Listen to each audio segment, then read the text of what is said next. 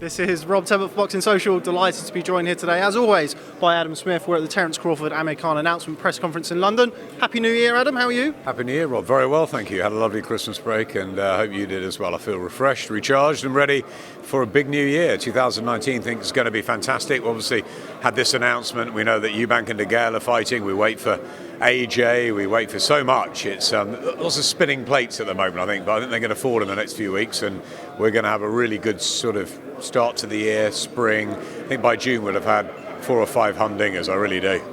I had a very nice Christmas and New Year. Thanks very much for asking. I completely agree. Lots up in the air at the minute, but this fight has been confirmed. First and foremost, tell me what you make of it. Terence Crawford versus Amir Khan. It's an intriguing fight. It's not a fight I would have chosen for Amir because I was really hoping for the Kell Brook fight. I think this was the time to make it, and I would have even tried to have 2 or possibly even 3 to take both of them into the sunset. I think that was the perfect time for both fighters, especially after their last performances. Neither was top draw against Sammy Vargas and Kellen Sheffield the other night, and I think that they both needed each other. However, excuse me, Amir has always done things differently, which I admire him for. I have huge respect for him. I spoke to him just before he took the Canelo fight, and he was going to take Kell, but it was literally a phone call from the other side, from Golden Boy, and he took the challenge. He's been like that from the word go. He's always wanted to fight Mayweather and Pacquiao. He sees in Terence Crawford, one of the best pound-for-pound fighters in the world, and he wants a challenge. It's for a world title. It's his natural weight, and it's against a guy who everybody says is going to beat him. He's top class Crawford, and Amir wants a challenge. So as disappointed as I am that the Kell Brook fight is either not happening for now or maybe never, but never say never in this sport. Certainly not for now. It's exciting that he's got a big fight, and he's off to America tomorrow, and we wish him well. Let's just talk about that. When I interviewed you when Amir first signed with Matchroom and obviously laid his hat at the home of Sky, the Kell Brook fight was something that you've made no secret of for a number of years that you wanted to see. Having said that, how disappointed are you that fight doesn't appear to be... I mean, Eddie told me yesterday that he'd missed the boat and it's not going to happen. How disappointing is that to hear? We missed the boat 3 years ago on it, we were very, very close then. That's when Amir and Eddie weren't talking to each other, then they signed with each other, and you think, okay, everyone's under one umbrella. I sort of don't really have to play the middleman anymore. They can all get this done. We can get in a room, Amir, Kell and Eddie, and get it done, and it didn't happen. I'm as disappointed as anybody, any fan out there. I think people have wanted this fight for a long time. We had them on the ringside set maybe 5-6 years ago, the two of them, head to head. There's needle, there's tension, there's a Frotch Groves element. We've seen it with Eubank and De Gale being announced. When a fight where there's 2 real rivals, there's a narrative, there's a story, you don't know who's going to win. People have been flicking between Khan and Brook for years about who's going to win, just like they did with Hatton and Witter, with Lewis and Bowe, and those fights never happened. And we do hope still that it does materialise, but I would say that I think if both of them lose in the next 3 or 4 months, I don't see what the interest will be really anymore. So they both got to keep winning.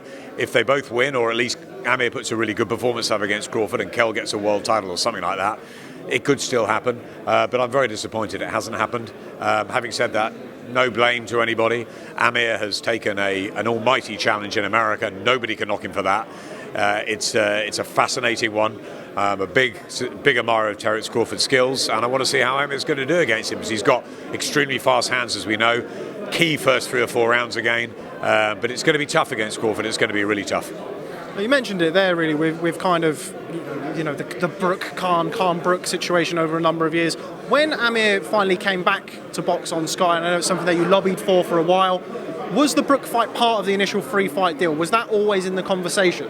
Well, in the conversation, there was nothing put in stone. I mean, it was always going to be, they'll fight a couple of times, probably on Sky Sports, then we go on Sky Sports box office with Brook-Khan. It was the sort of, the road to the 2 of them meeting.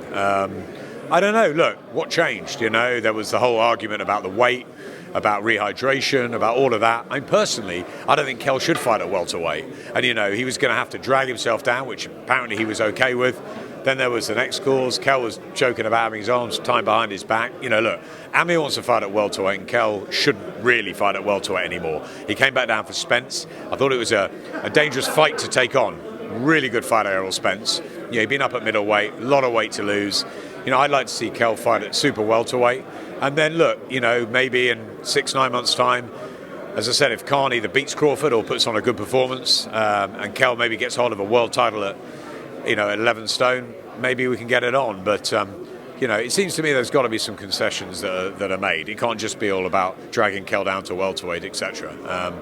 Amir said up there he still thinks the Kell Brook fight's out there, so it's not over till it's over. But there's obvious disappointment that the Khan Brook fight has not materialised. Yes. Is this a more difficult fight for Amir Khan than Kell Brook? Yes, 100%. Don't know if I'd have him as a favourite against Kell Brook. Probably a 50-50 fight. You watch one of them, you think he's going to win. Then you watch the other one, you think I think it's a really interesting fight. I think at welterweight it would have favoured Khan. At catchweight, maybe Brook's power. That's a real pick-em. I think this is a tough fight for Amir. Terence Crawford was asked up there whether Amir's even in the top 5 welterweights in the world, and he didn't put him in there.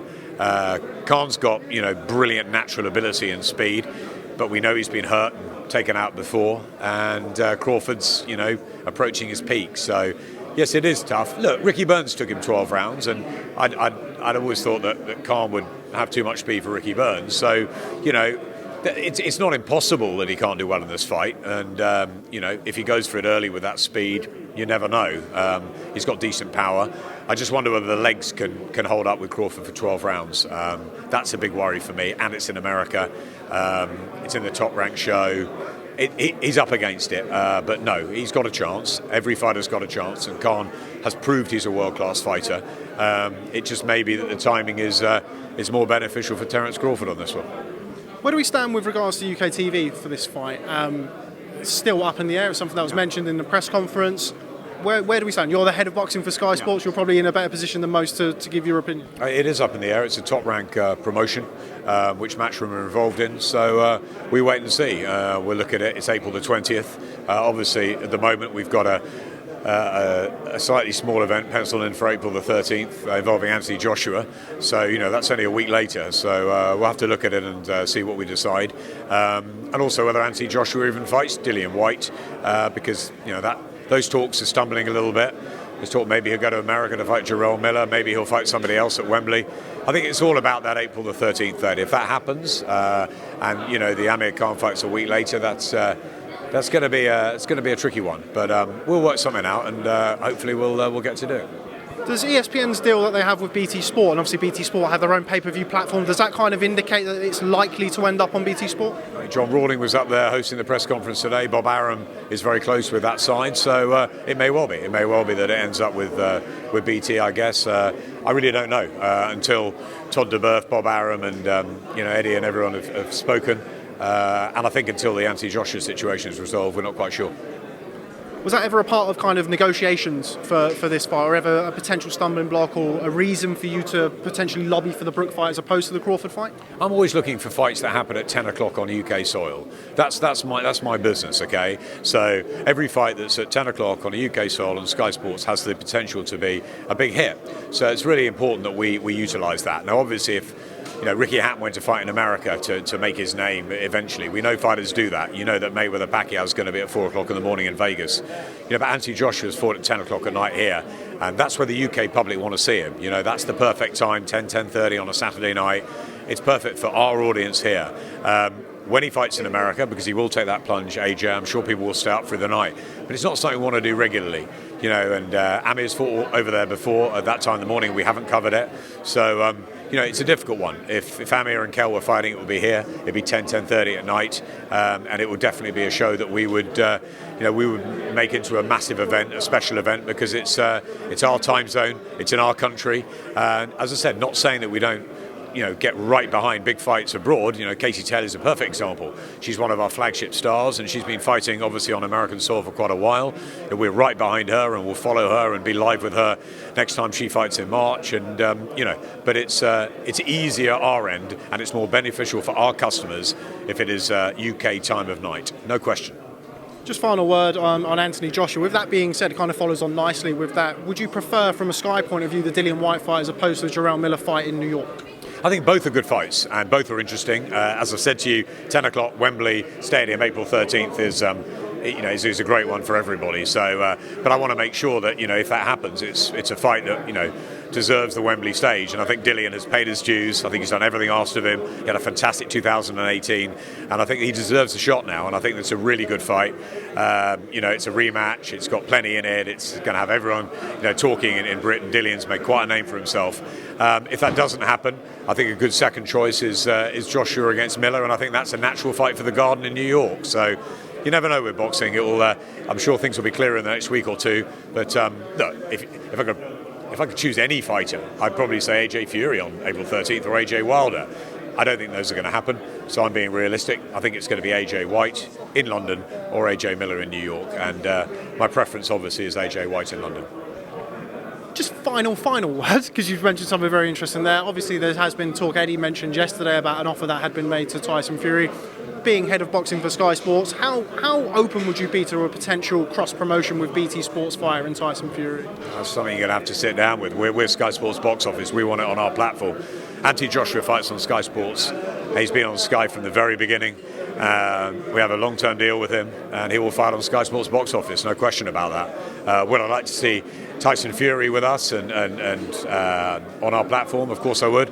Would I like to see Deontay Wilder? Yes. We've shown a lot of his fights. We've shown a lot of Tyson's fights over the years. Obviously, we were there for his big win over Klitschko in Germany. Listen, competition is a great thing. I was hugely supportive of Tyson Fury after the Wilder fight. I thought he was fantastic. I thought it was a terrific fight. Great for the sport, great for boxing. But look, I've got my Sky hat on. We want the big fights on Sky. So I was watching it as a fight fan, but obviously desperately disappointed not to have that sort of thing on our channel. We can't have every sweet in the jar, and it's great to have our rivals, our friendly rivals. Worked with Frank for very many years, and John Rawlings here today, and I worked with him on the Boxing Writers Committee, and we go back a long way. It's great to have friendly rivals, but at the end of the day, of course, we want the best stuff on Sky, and I think we deliver the best stuff on Sky. Okay, well, Sky Sports, Adam Smith, thanks very much for speaking to Boxing Social. Look forward to catching up with you soon. Glad to see you looking so well in 2019. Cheers, Rob. Thanks a lot. Happy New Year. Thanks, Adam.